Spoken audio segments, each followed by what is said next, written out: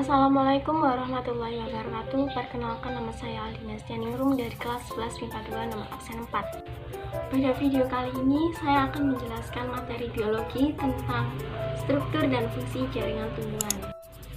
Yang pertama, di sini saya akan membahas macam-macam jaringan pada tumbuhan. Pengertian jaringan adalah sekumpulan sel yang memiliki bentuk dan fungsi yang sama.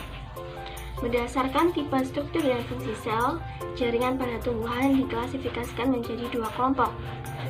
Yang pertama adalah jaringan meristem dan yang kedua adalah jaringan permanen atau dewasa. Yuk kita bahas satu persatu. Yang pertama adalah jaringan meristem.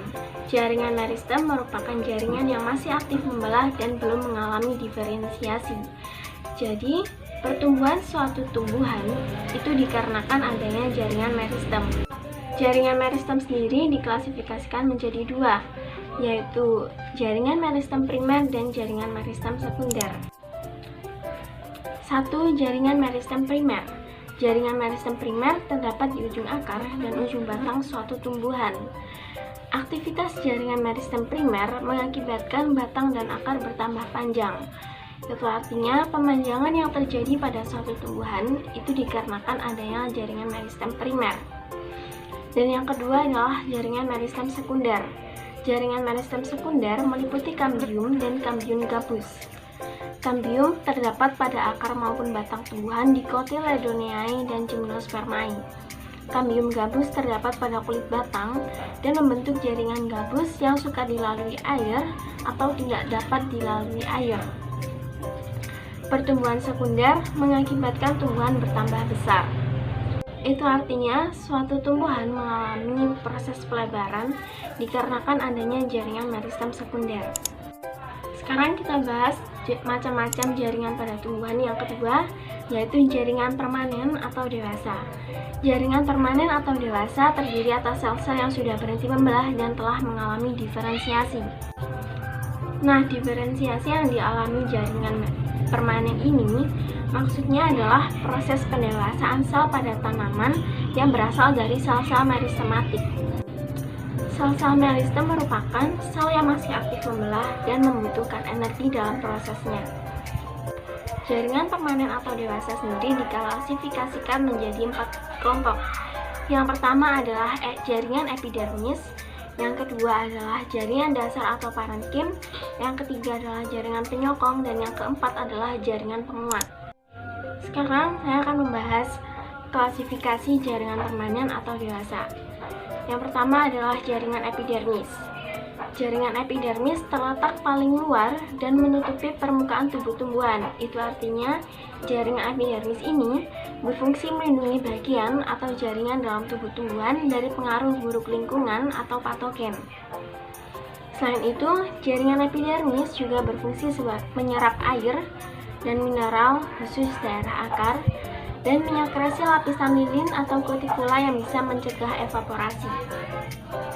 Jaringan epidermis ini terdiri atas satu lapis sel dan susunannya rapat tanpa ruang antar sel. Tidak mengandung klorofil kecuali pada sel penjaga stomata. Klasifikasi jaringan permanen atau dewasa yang kedua adalah jaringan dasar atau parenkim. Jaringan dasar ini terletak di seluruh tubuh tumbuhan dengan vakuola yang besar yang berfungsi untuk menyimpan cadangan makanan, cadangan udara, cadangan air, dan lain-lain. Sel-sel penyusunnya renggang sehingga mempunyai banyak ruang antar sel. Dinding sel tipis dan sel-selnya berbentuk polihedral atau segi banyak. Pada dinding sel yang telah menebal terdapat celah plasmodesmata yang nantinya akan ada hubungannya dengan pengangkutan ekstravaskular. Jaringan dasar ini sebagian memiliki klorofil. Klasifikasi jaringan permanen atau dewasa yang ketiga adalah jaringan penyokong. Jaringan penyokong ini digunakan untuk memperkukuh tubuh tumbuhan dan terbagi menjadi dua. Yang pertama adalah kolenkim. Kolenkim tersusun atas sel-sel hidup dan dinding selnya tidak mengandung lignin, tetapi mengandung selulosa, pektin, dan hemiselulosa sebagai penguat organ tumbuhan muda. Yang kedua adalah sklerenkim. Sklerenkim terdiri atas sel-sel mati dengan dinding sel tebal dan berfungsi untuk menyokong tumbuhan yang sudah tua. Klasifikasi jaringan permanen atau dewasa yang keempat adalah jaringan pengangkut. Jaringan pengangkut ini dibagi menjadi dua, yaitu yang pertama adalah silem. Silem terdiri atas unsur trakeal, serabut silem, dan parenkim silem yang berfungsi mengangkut air dan unsur hara dari akar ke daun. Yang kedua adalah flum. Flum ini terdiri atas berbagai bentuk sel hidup dan mati, yaitu meliputi sel tapis, pembuluh tapis, sel pengiring, sel parenkim kayu, dan sklerenkim kayu. Flum berfungsi mengangkut dan mengedarkan zat-zat makanan hasil fotosintesis dari daun ke seluruh bagian tumbuhan. Sekarang saya akan membahas proses pengangkutan pada tumbuhan. Pada tumbuhan tingkat tinggi terdapat dua macam cara pengangkutan air dan garam mineral yang diperoleh dari tanah, yaitu pengangkutan ekstravaskuler dan pengangkutan intravaskuler. Yang pertama adalah pengangkutan ekstravaskuler. Pengangkutan ekstravaskuler merupakan proses pengangkutan di luar pembuluh angkut. Proses pengangkutan ini dapat terjadi melalui dua cara. Yang pertama adalah simplas. Transportasi simplas merupakan pengangkutan air beserta zat terlarut dari sel ke sel melalui celah atau noktah di dinding sel membentuk aliran plasmodesmata. Yang kedua adalah apoplas. Transportasi apoplas ini merupakan proses pengangkutan air dan zat terlarut yang mengalir melalui ruang-ruang antar sel. Selanjutnya adalah pengangkutan intravaskuler. Pengangkutan intravaskuler adalah proses pengangkutan zat melalui berkas pembuluh atau pembuluh tapis, yaitu silem dan flum. Proses pengangkutan secara intravaskuler pada pembuluh silem sebagai berikut.